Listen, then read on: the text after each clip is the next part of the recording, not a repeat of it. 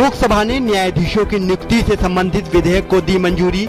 कांग्रेस ने इसका कुछ शर्तों के साथ किया समर्थन। कॉलेजियम के स्थान पर अब 6 सदस्यीय आयोग न्यायाधीश को चुनकर उनको नियुक्त करेगा।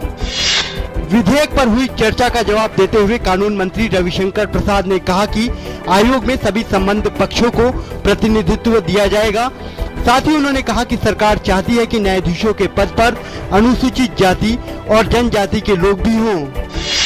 AIADMK सांसद M थम्बीदुरई लोकसभा के उपाध्यक्ष निर्वाचित हुए। उनका चयन सर्वसम्मति से हुआ। 67 वर्षीय थम्बीदुरई एकमात्र नेता थे जिन्होंने इस पद के लिए नामांकन भरा था। प्रधानमंत्री नरेंद्र मोदी ने AIADMK के M थम्बीदुरई को लोकसभा के उपाध्यक्ष चुने जाने पर खुशी व्यक्त की। उन्होंने थम्बीदुरई का समर्थन करने के लिए विपक्ष के प्रति भी आभार व्यक्त किया। लोकसभा में कांग्रेस के नेता मल्लिकार्जुन खड़गे ने भी M थम्बीदुरई को बधाई दी।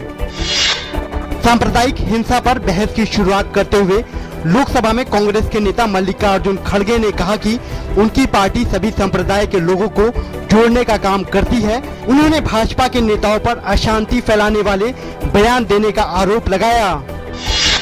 सांप्रदायिक हिंसा पर बहस में हिस्सा लेते हुए भाजपा नेता योगी आदित्यनाथ ने कहा कि उत्तर प्रदेश में अब तक जितनी भी सांप्रदायिक हिंसा की घटनाएं हुई हैं, उनकी SIT से जांच होनी चाहिए। उन्होंने कांग्रेस सहित अन्य दूसरी पार्टियों को तुष्टीकरण के लिए आड़े हाथों लिया। समाजवादी पार्टी के साथ गठबंधन की अटकलों का जवाब देते हुए बहुजन समाज पार्टी प्रमुख मायावती ने कहा कि सपा के साथ हाथ मिलाने का सवाल ही पैदा नहीं होता। उन्होंने कहा कि मुलायम के लिए सत्ता पहले आती है, पर उनके लिए सम्मान प्राथमिकता है। विदेश मंत्रालय ने प्रधानमंत्री नरेंद्र मोदी की टिप्पणियों पर पाकिस्तान के बयान पर कहा कि मात्र नकारने से आतंकवाद के बारे में हमारी चिंताएं दूर नहीं होंगी। मंत्रालय ने कहा कि प्रधानमंत्री नरेंद्र मोदी पाकिस्तान के साथ हमारे संबंधों की मूल चिंताओं पर साफ साफ बोल रहे थे। उच्चतम न्यायालय में आज 4 नए न्यायाधीशों ने पदभार संभाला। न्यायमूर्ति अभय मनोहर सापड़े, न्यायमूर्ति R भानुमति, न्यायमूर्ति प्रफुल्ल चंद्र पंत और न्यायमूर्ति उदय उमेश ललित को आज प्रधान न्यायाधीश RM लोढ़ा ने शपथ दिलाई। उच्चतम न्यायालय ने केंद्र को गंगा नदी की सफाई का रोड मैप दाखिल करने के लिए 2 सप्ताह का समय दिया।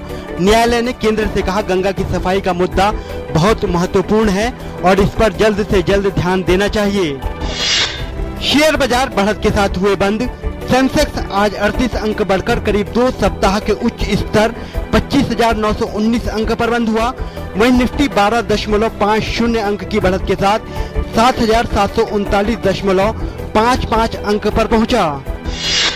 अर्जुन पुरस्कार न मिलने से मुक्केबाज मनोज कुमार ने जताई निराशा। 4 साल के बीच में कई मेडल जीत चुके मनोज कुमार ने कहा कि अर्जुन पुरस्कार की सूची में शामिल न किए जाने से हैं आहत।